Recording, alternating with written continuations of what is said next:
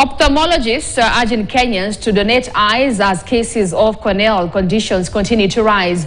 According to eye doctors, cornea can help a living human being on the verge of blindness regain eyesight. And it isn't pleasing for one to be buried with it when they die. Acting chairperson of Ophthalmologists Society of Kenya and consultant ophthalmologist at Kenyatta National Hospital, Dr. Agnes Kalu, says most people are not aware that their eyes can be harvested and stored for transplanting.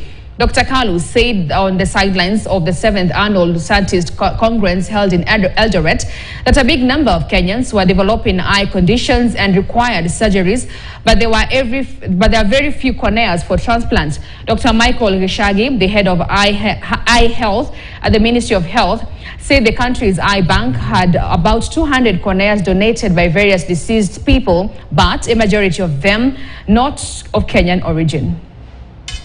A cornea from a donation to their eye after removing the one that is diseased on their eye. Now, to do this, we need people who are able to donate, and the donation is not from people when they are alive. It's just when they have been deceased. Donations, especially from the Asian communities, and they don't, they will not stay there. They are transplanted shortly after.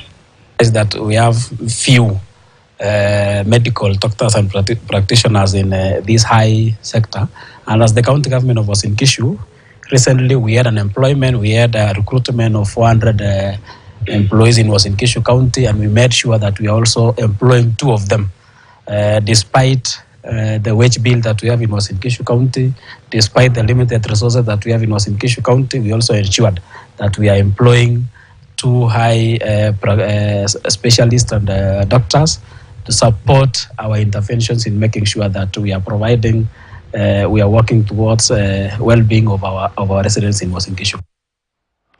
Well, thank you so much for sparing time for us here on KTN Weekend at 1. That is where we wrap up. My name is Grace Nganga. At 2 p.m. Scoreline will be coming your way. Please don't go too far.